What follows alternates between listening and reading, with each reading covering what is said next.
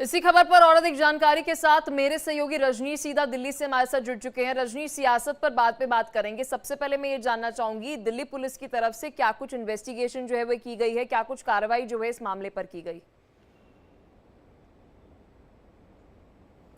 देखिए पलक, दिल्ली पुलिस की special cell ने जब तुषार गोयल को गिरफ्तार किया था तो उसके साथ औरंगजेब भारत और एक अन्य साथी को गिरफ्तार किया था,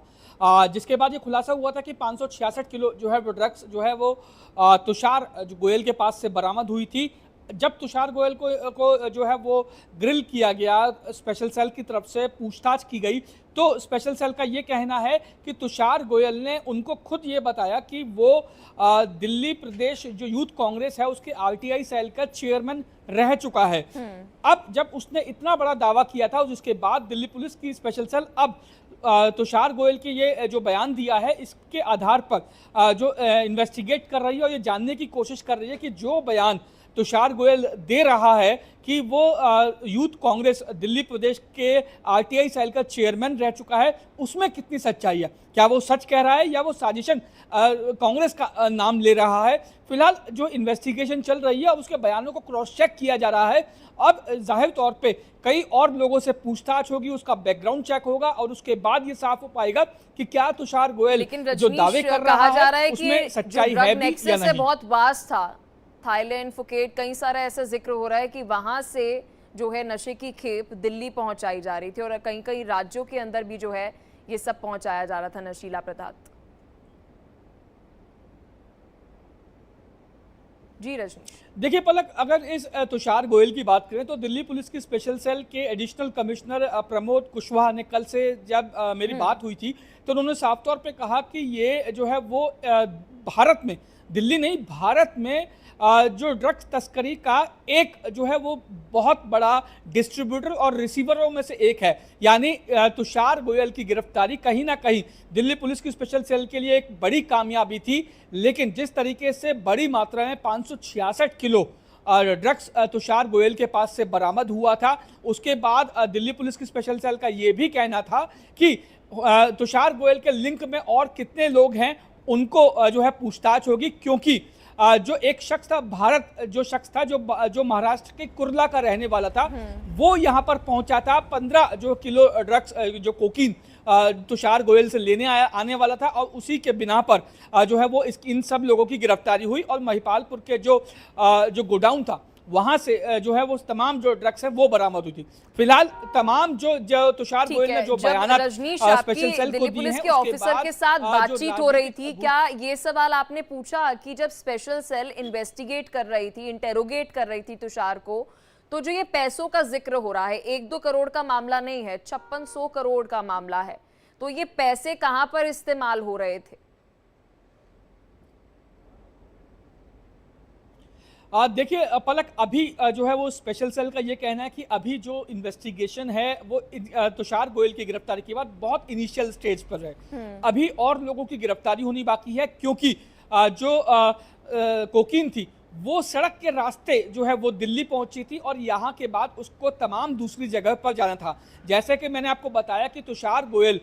जो ड्रग्स तस्करी का भारत का एक बहुत बड़ा डिस्ट्रीब्यूटर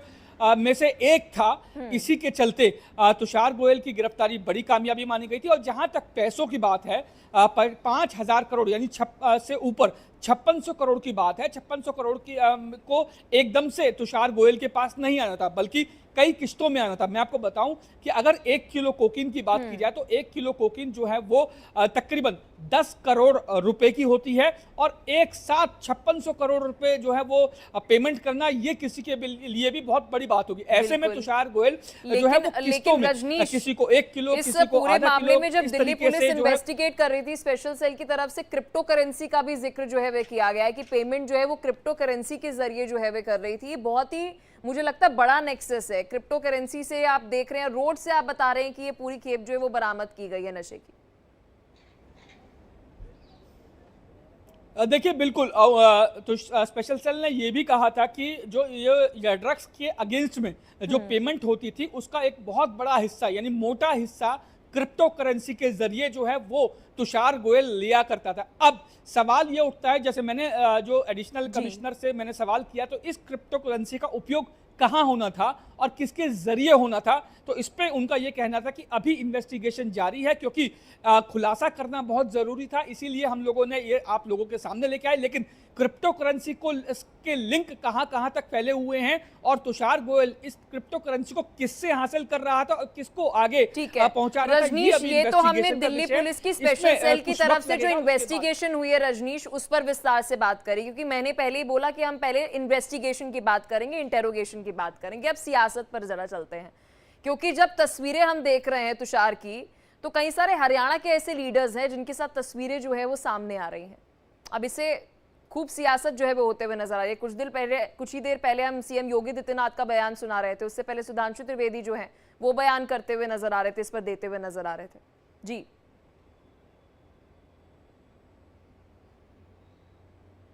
देखिए, बिल्कुल जिस तरीके से तुषार गोयल ने जो दावा किया है कि वो जो है वो Delhi youth Congress RTI cell का